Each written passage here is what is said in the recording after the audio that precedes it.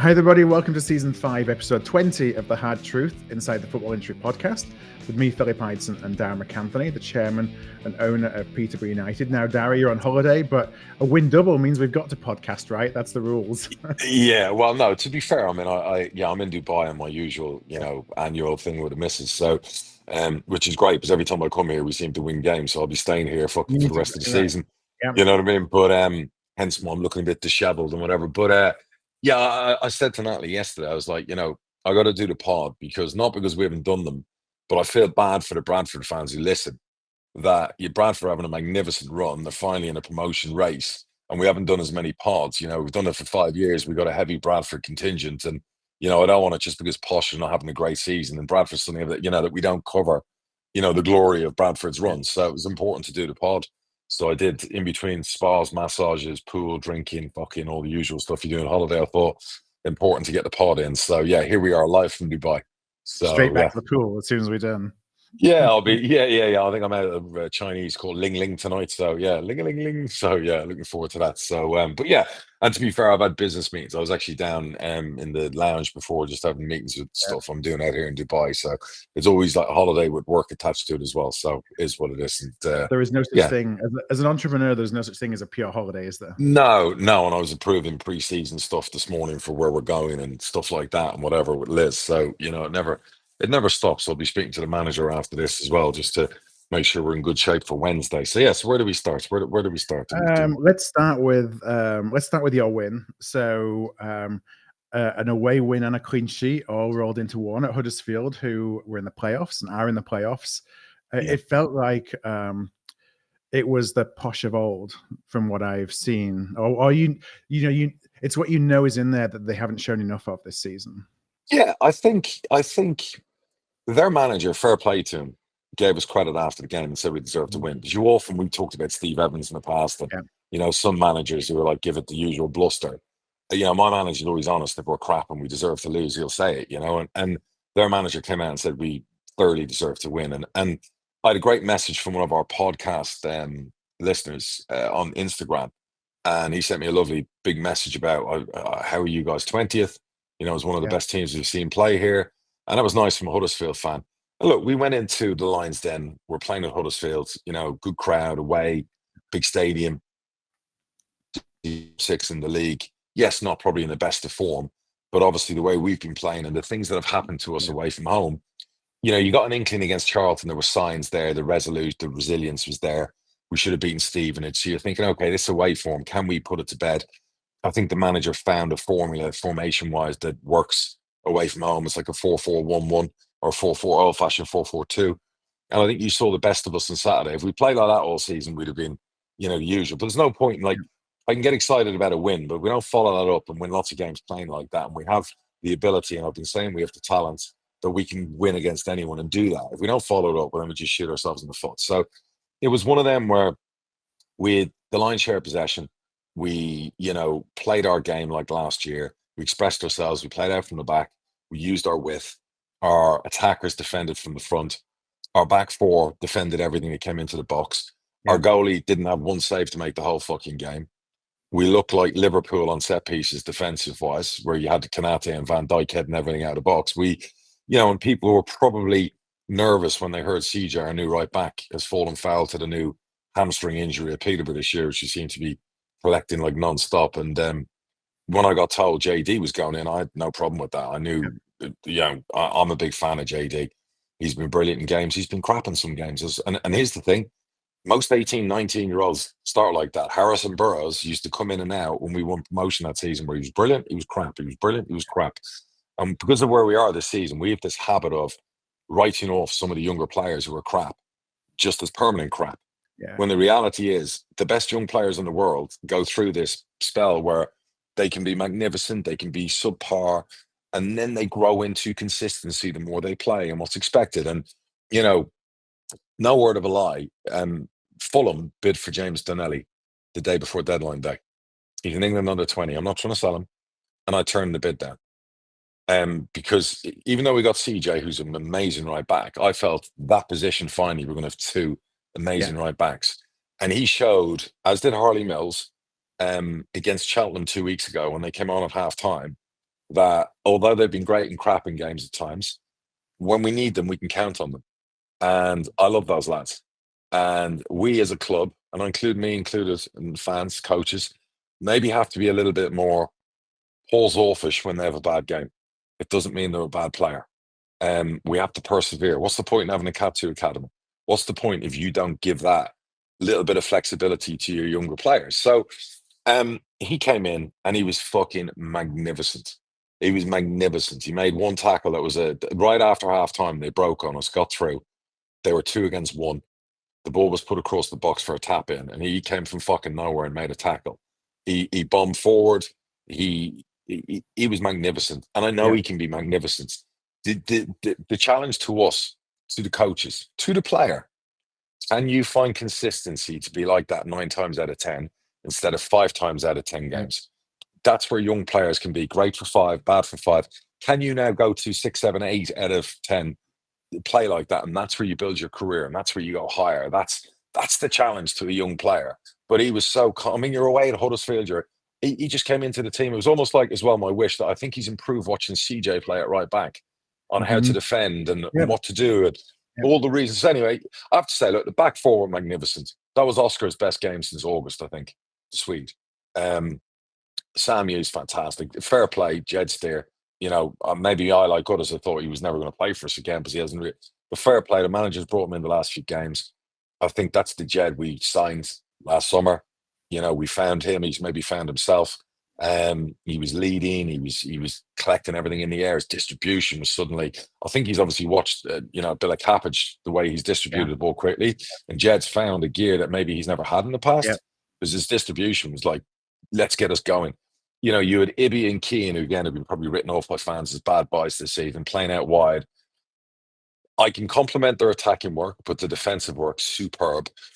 And both of them probably should have scored. And any other season where we're top 6, them two would probably have a lot of goals and a lot of assists. And, Ricky and Malik then, great. And then you had the midfield two look like the midfield two from last year. Yeah. Hector and Archie were pulling the strings. They were doing and they were very, very good. He should have scored more goals. We've missed. I mean, Malik's missed one from 2 yards. He does have a knack for that. And unfortunately, he can score some great goals, but the 2-yarders, he does have a specialty on missing a few of them. So he needs to work on that. But Ricky put it on a play 2 yards out. Ricky's missed a one-on-one. Ibby's missed a one-on-one, or not one-on-one, but should have scored goal. He's made a save. Keane. We had some great moments, and you're thinking as the game itches on, we're going to get kicked in the nuts here. This is going to be, 89th minute, whatever, like it's been recently. And fair play to the boys. The 4 minutes of injury time, and fair play to the ref, because that was it should have been 4 minutes. There was no time wasted in that game. We were really, really comfortable. And a special shout out has probably frustrated the staff with his performances in the 21s, but is showing when he plays in the first team, there's a player in there. He can hold the ball up well. He's physical. That's 20. He's got all the attributes. If it clicks for the boy himself and he works harder in training and works harder in the 21 games, there is a player in there. But he could also go the other way, as a lot of good young players can go. If you don't put the hard yards in, a lot of managers aren't going to give you that chance. You're not going to cross that bridge. So, yeah, really, really good win. I was really happy because it was like 6, 7 months since we went away from home, and I was just happy for the players, the staff, the manager. Special mention to Melts, the kit man. He's off to Man City. He's been recruited by them. That was his last game. And it looked like there was a real togetherness in the group. And maybe they found something. And I think what they found is actually we can play at any team at this level. We can go and win away from home. And we can still do it playing our way, where we have 10, 12, 14 shots, 55% of the possession, get the foot on the ball. We don't have to sit in our own half. We don't have to have 9 players outside our box trying to defend a clean sheet. We can actually still play with a bit of freedom. We have players that can hurt other teams. We have players that can frighten other teams. And hey, we got Gustav coming back, and we got Poku, the best player in the league, coming back next week. So, there's a lot of positives. And yeah, so, let's see where it takes us. At the end of the day, I don't want any false dawns. I've always said I want to finish the season really strongly. I want to give us a building block. It's a great chance to finally look at all these players and go, right, are you with us next year? You're not with us. What do we need? What don't we need? And we're going to get plenty of opportunity to do that. And, I'm going to give credit as well to the ref. I saw the name of Drysdale come up and his head from behind on the screen, and there was a bit of a deep breath because I He's don't a want to criticize reputation. him. Yeah, you said that, and I didn't say Yeah. that. But I thought he was pitch perfect. I thought it was probably the best I've ever seen Drysdale referee. I thought he was excellent.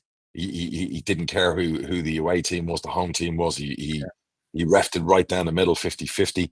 I mean, there was one point in the second half where their captain, I think Hogg, was on a yellow card, and Malik, you could call him honest, beating him down the left. Hogg's basically pulled him back. Malik's in probably one-on-one.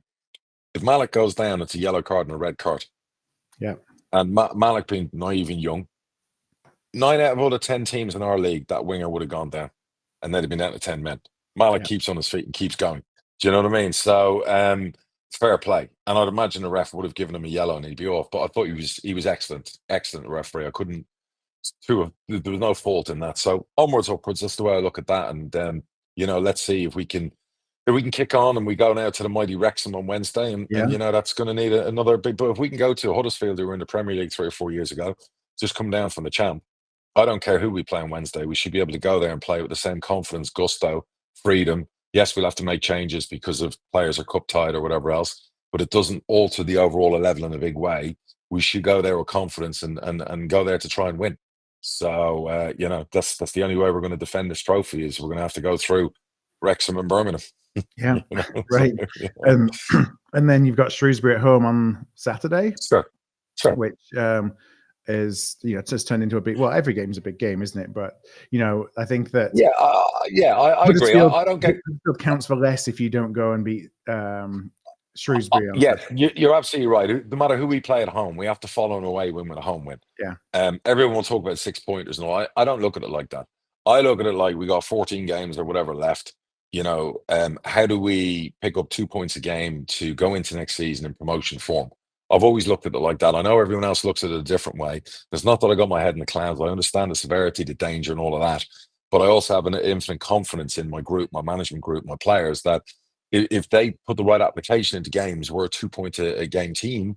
We just haven't shown it, and we now have to branch out and show it. Yeah. And this is the time now, the business end of the season, where although we're not running for the playoffs anymore, okay, now let's finish really strong, because let's build on that for next season, and that's really key. Yeah, we always talk absolutely about key. momentum, end of season, beginning of next season. Absolutely key. And I think like that's like, I go back to the COVID season that was cold early, where we suddenly had a dodgy first half of the season. We,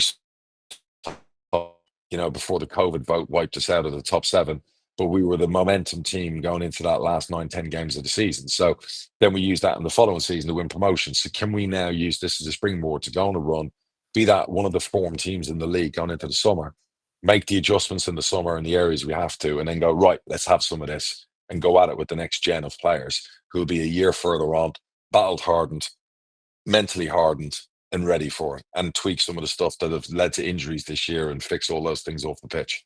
Do you become more attractive in the summer as a destination as well if you're going in with a good run, that people look at you I think Peterborough every year in League One at the start, when you reset the page, is attractive for any player. Yeah. I think you ask any player from League 2, League 1, players coming out on loan, without blowing our own trumpet, we've had an anomaly this year with a down season, I'm hoping. But we're always that team. They think, they've got a chance. Yes, they score goals. Yes, everyone looks at their players. I think we've always got a chance. Different when you're in the champ. In League One, I would always like to think we still have a chance, as long as the market doesn't get silly in the summer like it did last summer. But you'd hope your Birminghams and your Wrexhams and maybe your Huddersfields get out of our league and stop paying the money they're paying, so that we're not competing. On that level, because even the teams coming down aren't going to be getting carried away to that level. Do you know what I mean? And that's not a dig against those teams, by the way, because they're allowed to do it, they do it. So I just it'd be nice if there's a little bit of common sense around that side of things. So so it's a fair field in the summer for that. It's interesting you talk about points, and really it's points, not position, because that's definitely what Graham Alexander has been saying for us. When he's been interviewed about league position and all those things, like, I don't care about league position. I care about my points tally. My points tally is the only thing that I can influence. Absolutely. And that's all I really care about. And then whatever will be, will be. He's absolutely right. So that brings us on to the mighty Bradford. Do you want to step back to the Birmingham game? Yeah. So we had Birmingham on Tuesday, obviously trying to make it a hard truth final there. And it was obviously stacked against us from the start, just because of the gulf in. If I say gulf in quality, that's harsh on our performance, but there's obviously a gulf in quality because of the resources that Birmingham have. Of course. It was Birmingham definitely went all in on their side from this is a chance for us to get to Wembley, full house at St Andrews, a lot of razzmatazz straight out of the MLS at the beginning of the game, which was, I always wondered how that would play in in English football, because I go to a few MLS games over here and you see it every week. Of course. So they built it up. They put out their first team, did Birmingham, so there was no fair play, respect. We're going to take this easy. We had 4 or 5 of the players who have been a part of the run that were on all cup tied, so we had to make a lot of changes. And so you went into that thinking this is about keeping the score down, and obviously you still have hope, but not expectation. I would say that the start of the game, you could see the difference in speed of thought, of speed of just the press. They just gave us no time whatsoever, and they were just on us so quickly, and so that drives mistakes and kicking the ball out, because you just don't have that time for decision making that you're used to. And then we got into the game. We started to be able to soak that up. I think we were pretty good in our shape, and defensively, we didn't have that many chances in the first half. And last minute, 2 minutes of injury time, first half. In the 3rd minute of injury time, we give away a free kick. Silly free kick, edge of the area. Take the free kick, comes back out. You think, okay, referee's going to blow now that it's come. Like the ball's been recycled. No, ball came straight back in, and Jay Stansfield just really, really good volley through crowd of players. Last kick of the half, we go in 1-0. And we really probably deserved to go in 0-0. Second half, I thought we did. We started to get into the game. They went down, I think it's like mid-50s, 55, 60 minutes, something like that. Jay Stansfield looking like he had a one-on-one with the keeper. Romani came in, arguably took him out. Probably should have been a penalty. Referee said no. We counter-attacked, and 5 seconds later it was 1-1. Oh. And Stansfield stayed down for the next 10 minutes. Looked like he'd, not from where he was holding his knee, but you thought from a pain level it could be ACL. It looked nasty. God. And so he got stretchered off. He's having oxygen at the side of the field. I think that probably knocked the stuffing out of Birmingham a little bit. Right. And it turns out I think he had a dead leg and some really bad bruising. So thank fuck for that. Yeah, not as bad as what it was feared, but I think the fear of what it was knocked the stuffing out of them a bit. And so we really started to get back into the game. We had some chances. They had some chances. Probably 1-1 was fairish enough result. They brought on the Scottish international Dykes, yeah, and he scored a header 2 minutes, 88th minute. And now there was another 10 minutes of injury time, but they got 2-1, and disappointing, of course, to lose. I was really proud of us for we showed that we could. We had them rattled for a while. We showed that we could compete at that level. Yeah, brilliant. Which I think is really positive. Yeah. Did you have a good crowd that followed you? Yeah, well, I mean, we sold out, which was like 2,600. So I think there was 28,000 in What there. A payday for an EFL Trophy semi-final. Yeah. Jesus. I mean, even more reason to get to Wembley for the Barry Fry reunion final, because here's the thing. Last time they won the EFL Trophy, guess who their manager was? It was Barry Fry. Yeah. It was the auto windscreen trophy. Windscreen shield. And so I know everyone's in love with the Wrexham Birmingham final and the EFL, and and I'm hoping the refs, it's a fair shakedown. It ain't all slanted towards like getting them their dream final. But for Barry, to be at Wembley as the last guy who was the manager of them when they won that trophy, that would be quite a story as well. Do you know what I mean? So I'd hope for him that would be like delightful. As much as I hope for us, and the financial ramifications of 50,000 blue noses going to Wembley, to cheer on and whatever else. What kind of revenue share will we have got from the gate in the Well, semi? I don't know what the pricing was. So I don't know. Do you get to share that? I think you have to share the gates 45, 10% to the Okay. EFL or whoever. Mm. So I would imagine if it was match day prices, you would have made a I few think hundred it was grand out of 15 that. quid. Right. I think it Okay. was reduced pricing, but I'd be amazed if you didn't make $250,000 out of that. I mean, no, I don't think any team's ever made that kind of money in an earlier round game in the EFL Trophy. So, if they go to Wembley and bring, I don't know, if they bring 40,000+ to Wembley and we do 25, instead of what would be a lost revenue game for us, win or lose because of the bonuses, we'd end up turning a profit on that. So that would be another reason, we want to go and play well and win against Wrexham on Wednesday. So interesting. Yeah. So, disappointing we didn't get there, but really proud of the performance. And, you got bigger fish to fry. You got bigger fish to fry. You know what I mean? Yeah. So in hindsight, us reaching that final last year probably hindered us a bit in the promotion running, with 60 odd games, 65 games our players played. So, maybe it's not the best. It's the best thing in the world that you now can focus on just those games you got left. Yeah, and I hope that it gives some continued confidence that, if we can take Birmingham to the wire, that, we deserve to be beating, we should have the confidence or continue the confidence in League Two that we can beat anybody in League Two. So tell us about your record-winning win on Saturday. Yeah, so we had MK Dons on Saturday at home. We beat them 2-0. It was all rather easy, really. It was just one of those games that they never really had that much of a chance.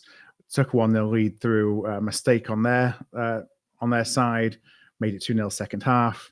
But it was one of those, just got the job done, and we didn't concede again. I think we've conceded the least goals all since the turn of the year, something like either 4 or 6, something this year so far.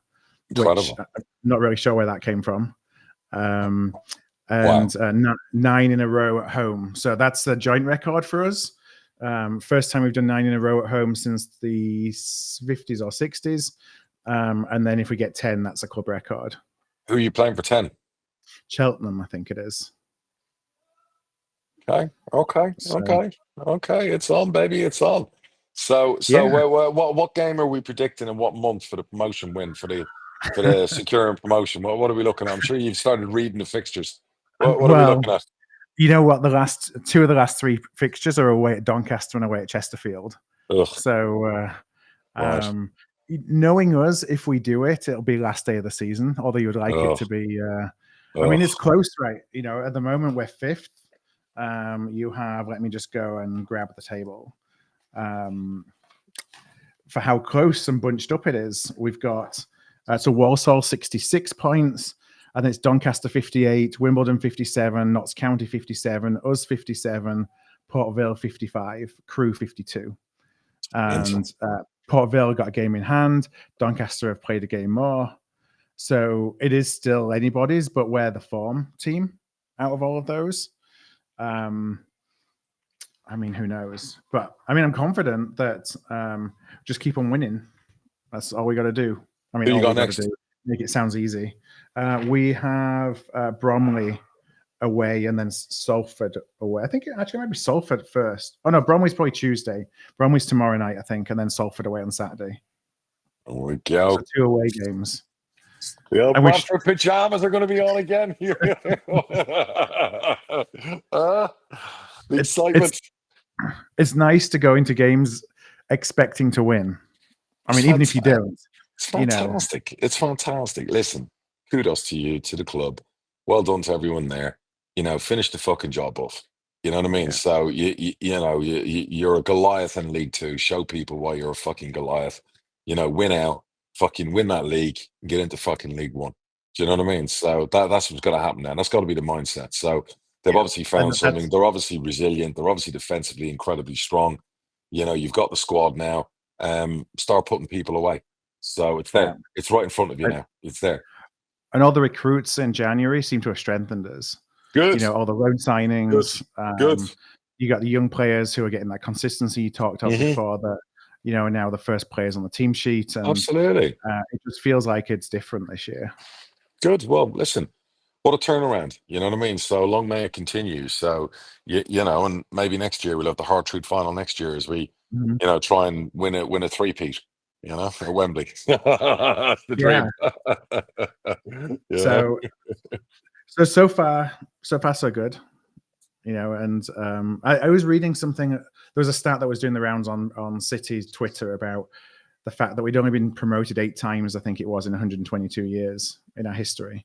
So I think it would be interesting to see kind of the league table of how many promotions different teams have Yeah, actually had in their yeah. histories. I think if we, you know, my Posh history before here, we must have 7 or 8, I'd imagine, over, Mhm. you know, our history. You know, so we're not quite 100 years yet, but we've got to have, yeah, good amounts. I was like, I saw, you know, our podcast man, Rob, was defending Darren Ferguson, where I said he's the best manager in League One, Yeah, and he was like, with the promotions, and I was like, no, you're forgetting something.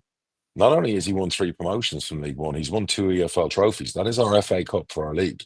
So, as much as people want to slate him as a manager and argue with me about him not being the best manager, right now he's the only manager in League One with 3 promotions from League yeah, One and 2 cup wins in League One. That's 5 big trophies for a manager in League One. Steve Evans has won stuff and promotions. Other managers, I'm sorry, I think he's got the most decorated career out of all the managers in League One. And if you want to say he's not the best manager because we've had a shitty season up until now, well, Pep Guardiola's not the best manager in the Premier right. League. So you know, I'll stand by my manager no matter what we've had this season. I still think when you look at all the managers, and yes, Birmingham will say their manager, they new young, but he's at Birmingham, he's in his first season, and he'll win the league and he'll win whatever else hasn't happened yet. My manager right now, as it stands, you know, achievements wise, you know, all those things wise, is the best manager for me from that point of view in League One. So I'll stand by that and defend him. Yeah, I listened, sorry, to an interview with him.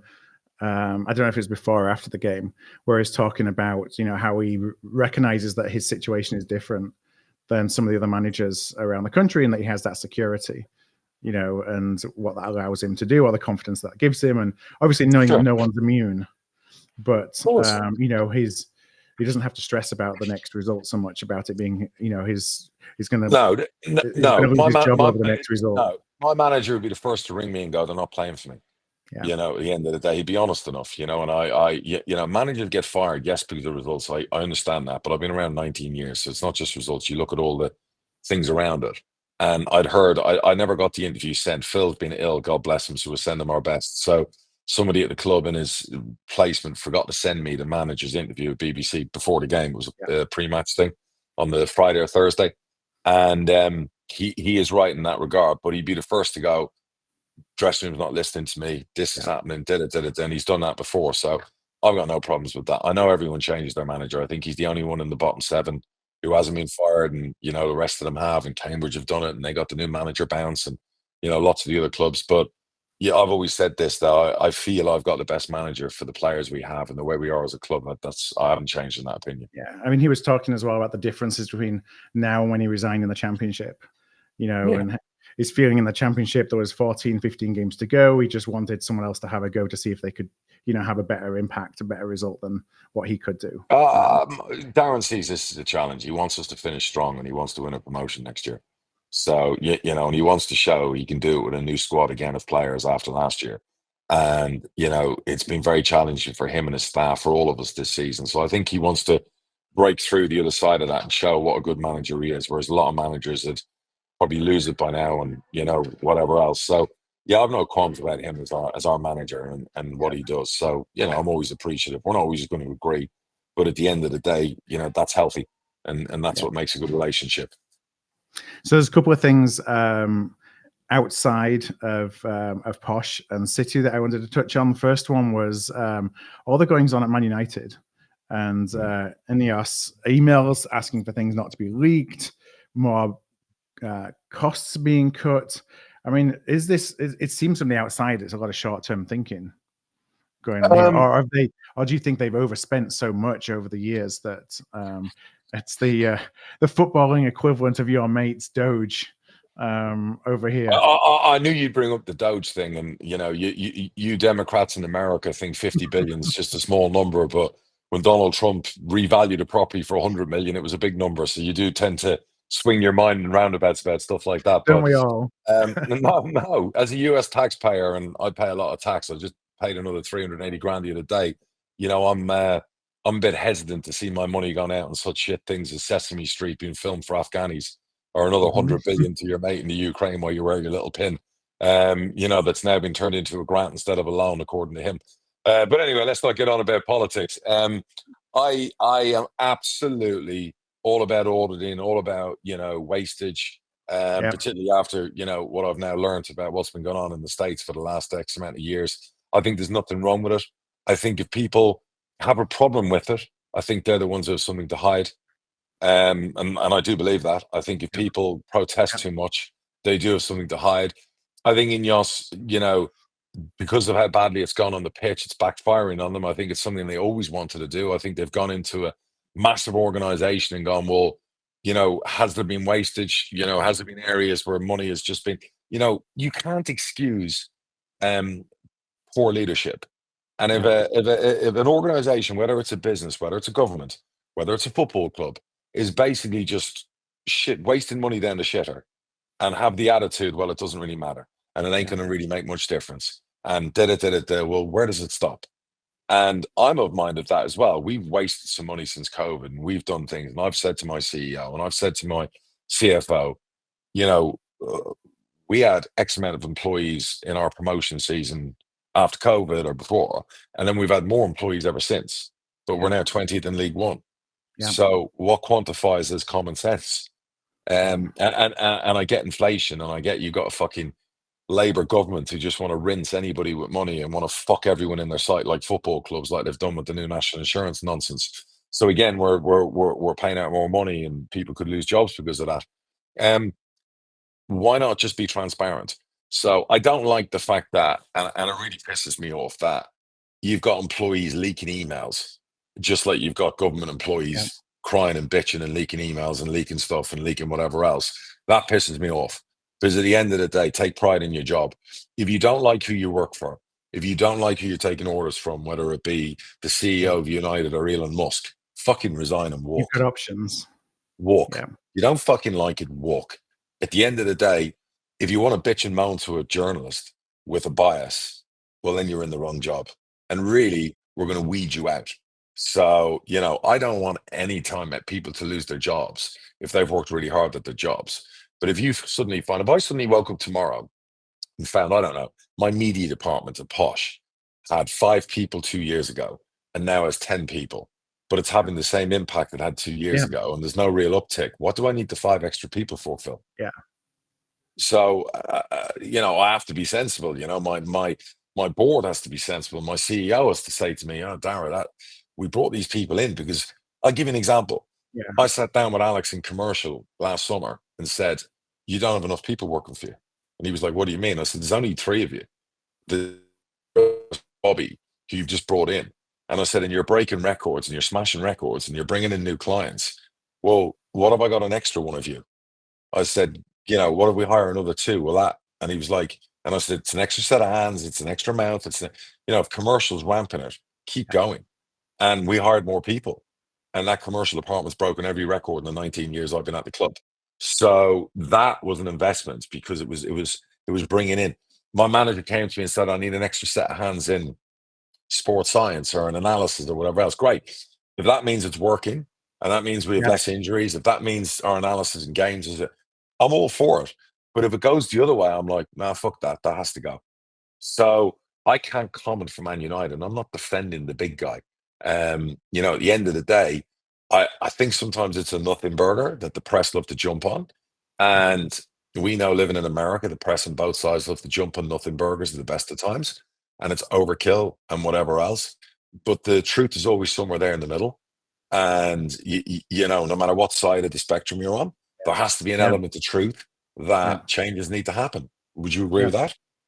Yeah, I mean, I put my procurement hat on, and that's what we do all day, is look for waste. And there's often, in most organizations, there's an awful lot of waste that can be taken out without any impact whatsoever on the bottom line, on any metrics or anything. It's just, you know, folks who who also are not experienced in buying stuff don't necessarily know how to buy stuff, and people that sell you stuff are the foremost experts in the world at selling that and know how to maximize the dollar for selling it. And so there's you're opportunities right. that exist that way as well. That's the business you're in. And if you go back to the government argument, you're hiring civil servants and people who work for governments who are never going to lose their job, who've got no incentive to get a discount when they're buying, have got no incentive to lock a contract in that's performance related.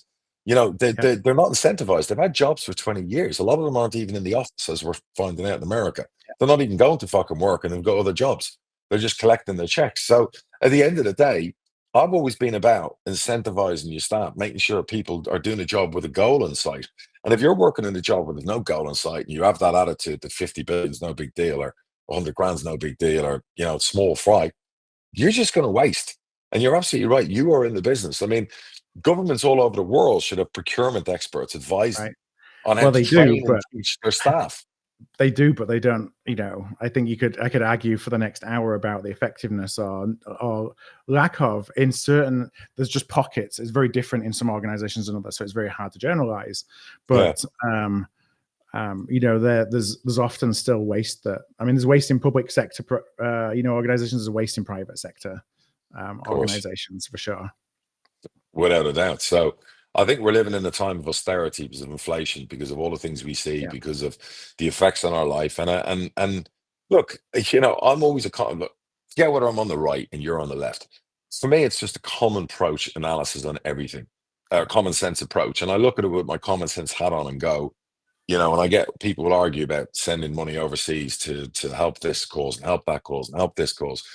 You know, I come from a place of, and whether I lived in Ireland, England, or America, I drive outside my home and I stop at traffic lights and I see homeless people that are American residents. And unfortunately, I am America first in a way of it starts at home. And if I lived in Britain, I'd be the same. With my in-laws who passed away, if they couldn't pay their heating bills, it would be UK first. If I lived in Ireland and I have since COVID who've lost their homes, have been in shelters, and whatever else, I would be Irish first. And I'm sorry if people want to call me a racist, whatever else, you know, you guys on the left wouldn't be brave enough to say that you agree with some of what I've just said. But that's how I feel. I'm not going to change that opinion. You know, at the end of the day, that's how I feel. And, you know, once you start with those people, you then worry about everyone else. But those are the people that matter to me. So that's not going to change. And I just feel that since COVID, there's been, it's in football, it's around, there's been a wasting ground. And there's been an attitude of, we'll pay for this later. Yeah. And that's caught up with everyone. Yeah. So enough about that. Enough about Ineos. That's their business. That's my look. I think the biggest problem with Ineos is their football side of things has been a fucking not good. Well, it's more to pile on. Is if the football side was good, then nobody would care. And there's something to be said about correct. There's something to be said about putting every available penny of investment into the footballing side of the business. Yes and no. Now, yes and no. That takes away your ability to earn more, but you can see as well why you would want to put as much, especially if you're kind of on the borderline with PSR. Look, I think we went back a few years ago and invested money we lost at the time into younger people coming to the games so that we had fans for our next generation. Yeah. That's paid off as our crowds have risen. Yeah, it's probably paid down in a bad way where it's the DMAC out crowd because the next generation used to winning. That's fine because you have to have that next generation of fans. I invested in a big shop for us that people said we didn't need. In the next 3, 4, 5 years, you'll see why we need it and how it helps us with financial fair play. See, sometimes you have what you think are loss-making exercises. So it's short-term gain or pain for long-term gain. So you're absolutely right. Most fans, most people would want everything invested into the football. But again, there has to be a common sense overall approach to it where, you know, do you go down the Colchester route and invest everything in your academy so that the club pays for itself? Same with Crew. Yeah. You know, do you go down that route where you're not reliant on an oligarch or a Saudi billionaire who's going to come in and pay your bills, whereby you have an academy like a Crew, like a Colchester, that basically is going to pay your bills every year?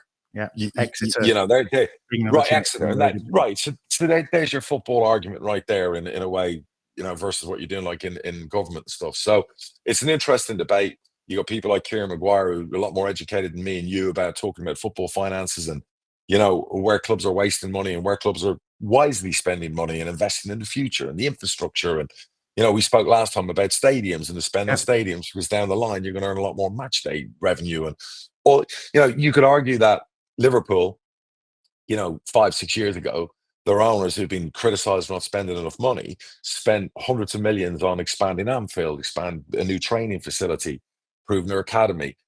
Basically live by the rule of selling and buying, breaking even, and not having to overdo it. And that's allowed them to refresh their squad last year when they needed to. It's allowed them not to get in serious debt. It's allowed them not to have PSR problems, so they could go this window if they wanted to and probably spend 250 million next summer, and they could legally do that. So, and they might end up at the end of this season winning the Premier League and winning the Champions League from doing that. So you could turn around and argue, well, actually, the Fenway Group and the way they've done it's the right thing to do because they've won 2 league titles. Who are we to judge them? So a lot of Liverpool fans will argue against that with me and go, well, it's Jurgen Klopp and it's this and it's that and da-da-da-da-da. But it's a well-run football club, right? And there ain't that many of them in the Premier League. So, maybe a debate for another day to get into the wastage, the finances, the whole ins and outs. What else we got to talk about? Yeah, so another debate that the National League is wanting to have is this 3-up campaign of 3 promotion spots from National League up into League Two. And I wondered what your opinion was on that issue. Well, I've historically and previously said it should be that way, and they don't have enough spots to get into the EFL. But after they voted against the FA Cup, the replays, I've probably changed my mind on that now. At the end of the day, they went against the EFL. They went against everyone in our league. They went against probably some of their clubs that have been hurt by we saw who would have got replays in the window just gone. So if they reverse that, if there was a way for them to reverse that, I might then join that bandwagon. But for now, I'm on the EFL bandwagon of no. Yeah, it's interesting. One of the points that is cited is, and we talk about on the pod, how National League teams come into League Two and they generally hold their own. But on the other hand, they're kind of grandfathered into the salary protocol, aren't they? So until you close that loophole, you're always going to get National League teams coming into League Two and probably doing better because they have more money to spend. And then you see them second season, third season, it gets harder because now they're having to abide by the League Two rules in terms of salaries in the salaries. There's no doubt that, when you saw what happened to Wrexham and Notts County, and you've seen some of the clubs, Barnet, whatever, have missed out on promotion with high points tallies, and, there should be more spots. There's no doubt in my mind. But like I said, it's become apolitical, as everything always does. And I think they made a gross error in judgment, whoever runs the National League, in voting that way and taking the money to have their own EFL type trophy, as the payoff for that decision. And, again, we all lost out with the FA Cup replays. That was a stinker. So, if they knew in their mind that they were going to try and have this concerted effort to fight for an extra spot, well, the worst thing you can do is piss off the 72 clubs in that EFL. So if I were the National League clubs, I'd be having a word with the leadership in the National League over that decision. It's not really lobbying best practice there, is it? Piss everybody off and ask them for something. No, that's poor leadership. So you just mentioned on Liverpool. Let's just talk a little bit about other results over the weekend. I finally got to watch the Liverpool game yesterday with the Liverpool Man City. That seems, cynical. Man City started well, but as I talked about our game against MK Dons being, you just turn up and do the business. It felt like Liverpool did the same. I've been watching all the games, and I came back from Nabu last night and watched it on playback on Peacock from Dubai with my VPN, and because obviously I pay for the packages. Liverpool, I watched the Everton game, they dropped points. I watched the Villa game, they dropped points. You're probably thinking, Jesus, there's 4 points. Thank God Arsenal obviously had a disaster on Saturday against West Ham. But I have to tell you, that was a masterclass from Slot yesterday, not playing a striker. The way he set up, you were fearful, but City are starting to hum again at home. They're starting to look dangerous at home. I think they tanked Newcastle 4-0 at home last time out. So that was clinical. That was Man City had all of the ball. I don't think Alisson had a save to make. Kanate and Van Dijk were magnificent. Trent had his, was rinsed a few times by the fella down the left there, Doku. But really, it was kind of like no end product to it. So I still think Man City will be back with a vengeance next year. But yeah, it was a masterclass from Liverpool. And really, I me, I'm not getting carried away. Until there's 2 games to go and they're 11 points clear, I won't be celebrating any title. So yeah. The payoff for finishing top of the group in the Champions League is playing basically, Paris Saint-Germain in the next round. So that was like that, which is ridiculous. That's not how it's supposed to work. ridiculous. So that's kind of backfired on the whole setup of the Champions League, that you're going to lose one magnificent team going into the last eight of the Champions League, and you're going to have teams who've done shite maybe end up in the last eight, you know what I mean, that maybe just scuttled in over the line. So look, the Premier League race, it's not over till it's over. We have a lot of home games. I don't like the Newcastle game next. I think Newcastle gave us problems at their place. I think Newcastle are hit and miss. I think they could beat you 3-0. I think they could lose to you 3-0. We put a lot of energy into that game yesterday. We play Newcastle in 3 days. Ask me in 3 or 4 league games time, if we still have that kind of lead with a lot of home games left, I'll feel more confident. But right now, let's see it play out. You know what I mean? But yeah, interesting. And I think the Championship one's even more interesting. You got Sheffield United playing tonight against Leeds. What a game that is! I have a million reasons. I have a million reasons to want Sheffield United to win. Coventry are suddenly breaking into the playoffs. I have another million reasons for them to do well. Yeah, that's really, really interesting. So what you know, you can't name it there. I haven't looked at the table for a little while in the Championship, and all I hear about is Burnley this, Burnley that, Burnley the other, because of the run that they've been on and not scoring goals, but they're third still, which shows how well that Leeds and Sheffield United have been going along. Those 3 teams will be added to the end of the season. 2 of them 3 will go up automatically. And then whoever's left they'll probably have a really high points total. If they don't win the playoffs, it'll be a travesty. Yeah.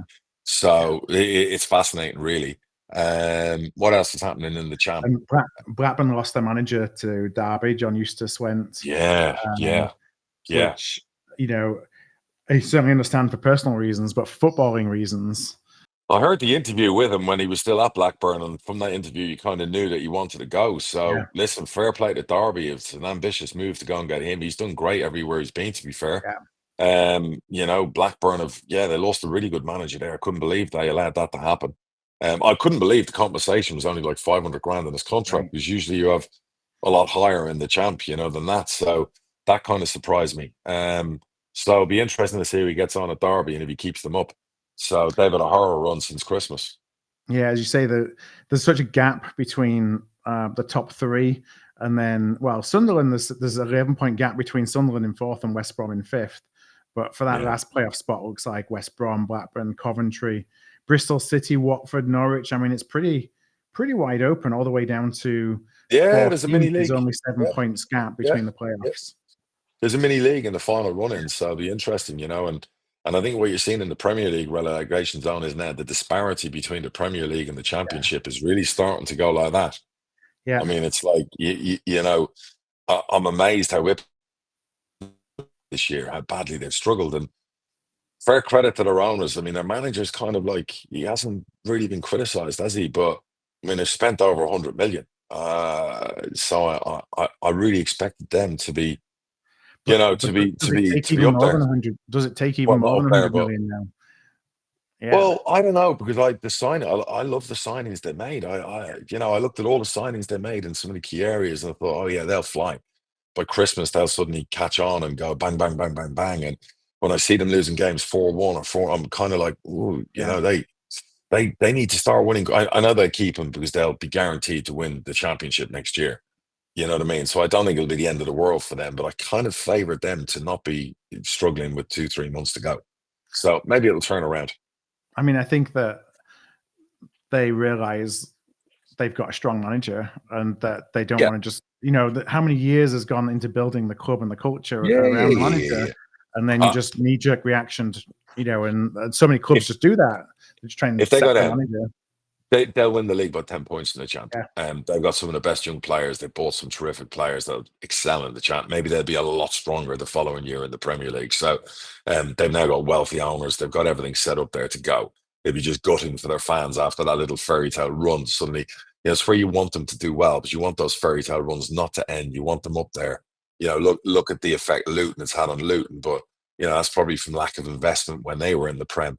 Whereas Ipswich did invest that money in the Prem and have those players that are just ready to go in the Champ. So, it's fascinating.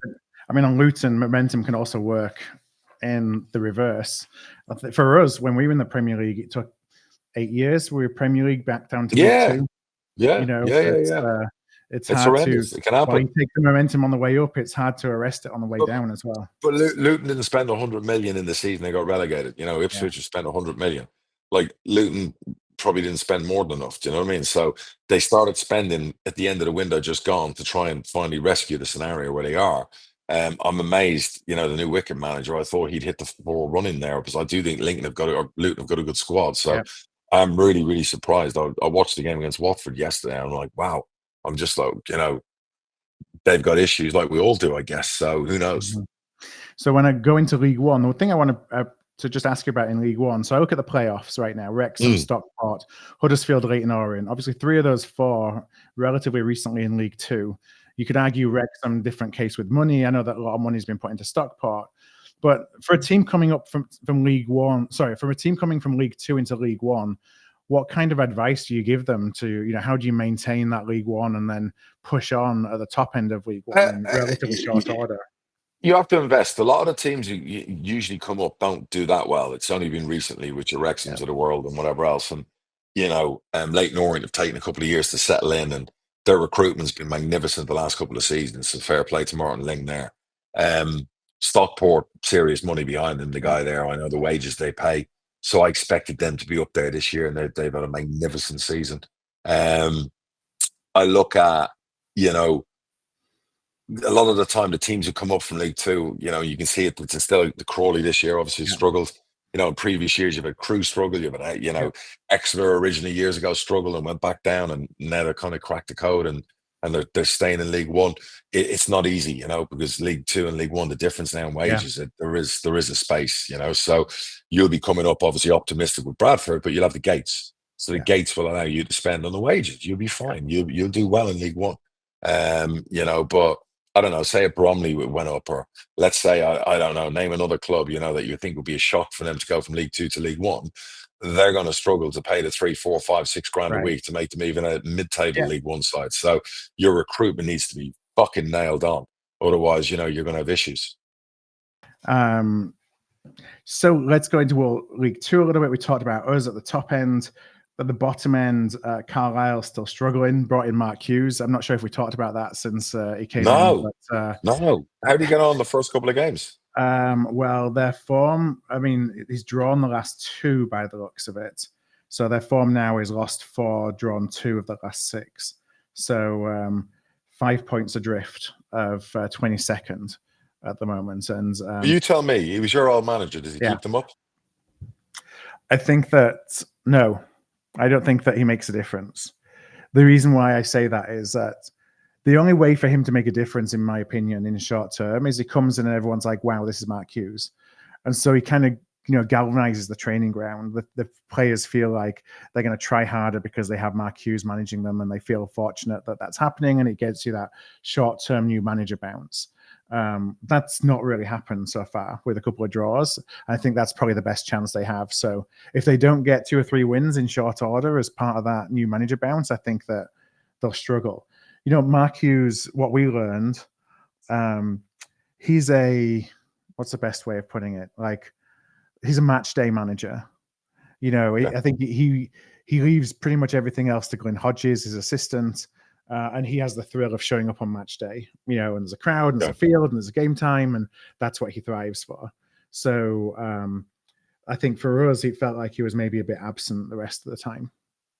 So it's as much an appointment as Glenn Hodges as manager as it is Mark Hughes as manager, I think. Okay, well, listen, let's see. Well, I hope for Carlisle's sake it goes to plan. So is there a batch of teams ahead of them 5 points, or is it just 1 or 2? Just so it's Carlisle on 23, Morecambe on 26, Tranmere 28, Accrington 30, and then Harrogate 33. So it's really Tranmere and maybe Accrington, but Accrington have got a couple in hand. Not that means much, when you're losing every week, but it's not like there's 5 or 6 clubs that they can pull back into this. I think Tranmere is the interesting one of the struggles that they've had this season, which I've been surprised about. They've got Neil Atkins as manager. I thought he cracked the code there last year, and they were going to kick on. So, look, as I found out this year, football there's no certainty with anything. And no, and I think for Tranmere, there's a lot behind the scenes in terms of the pending takeover, or whether a takeover happens, and how that was tied to court cases in the US that just resolved themselves this week. Rihanna's husband or whatever else. So let's see. You just wonder about, if the 𝗛𝗿𝗃 have been just trying to, put as much money in as they can to keep things afloat while waiting for someone to come in. Yeah, I don't know. That's just we'll see. Speculation. Yeah. And finally, in the National League, there was a big. I don't have the results here in my printout, but I know that Halifax and York played each other in a big Yorkshire derby. I think that finished 2-2 with a late equaliser for Halifax. So York second. Barnet, they've played 2 games more, but they're really what's that? There's a 9-point gap now. So yeah, look, I said to you before, Tony's not loving me at Barnet for some reason at the moment, but I do hope they go up. I think they deserve to get back, and we've always had a great affinity and relationship with Barnet, so I think their manager's done a fucking brilliant job there. They lost their leading goal scorer. I mean, it'd be fantastic for Barnet to be 9 points ahead. You prefer the points in the bag than the games in hand. Mhm. So late stage of the season, you don't want to be playing Tuesday, Thursday, Saturday. So at the end of the day, that is fantastic. Is it Idris Kanu that you sold to Barnet? Idris, is he still there? yeah, Idris, Yeah. he's their best player. He's flying. Yeah. He's flying. Another player we recruited at 16, 17 who, played a part in our season where he's played right wing back as a backup to Joe Ward, I think. And, great young lad. And it just, one of them, maybe we probably too early judged him and, moved him on. But, I think he's still only 22, 23. He's done Seems like he's been fantastic. around for a while, right? Yeah, I probably should have put a buyback in the deal. You know what I mean? So I'm gonna have to start looking at that when I start selling some of these youngsters back to non-leagues. You know what I mean? Like I'll do the Real Madrid. There's a buyback of 50 grand in there. So no, he's done fantastic, and another reason Tony should be thanking me. So one of his best players. What a deal I did for him on Idris. So at the end of the day, listen, Barnet fans, and we know we've a few in the pod. Fair play to you. Fair play to your manager. And this is the year. Go win that promotion. All right. Well, let's call it a day. Thank you as ever for your time and for taking some time out during your holiday. I hope you enjoy the next few days. Yeah. And good luck on Wednesday. Thanks, brother. Appreciate you. And good luck to Bradford. We need the posh Bradford win doubles.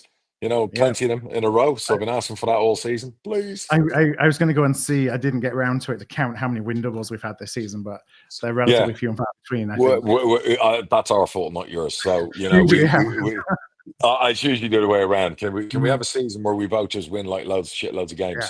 So and look, this is now the business end of the season. February's about to leave us. We're about to get in now to the, as Fergie would say, squeaky bum time, but I always call it the business end of the season. So this is where you see what people are all about, and this is where your players should come strong. So we want that for all listening, Hard Truth fans, and see you next time. Yeah. All right. Until next time, thanks everyone for joining us again. We'll talk to you again soon. Take care, everybody.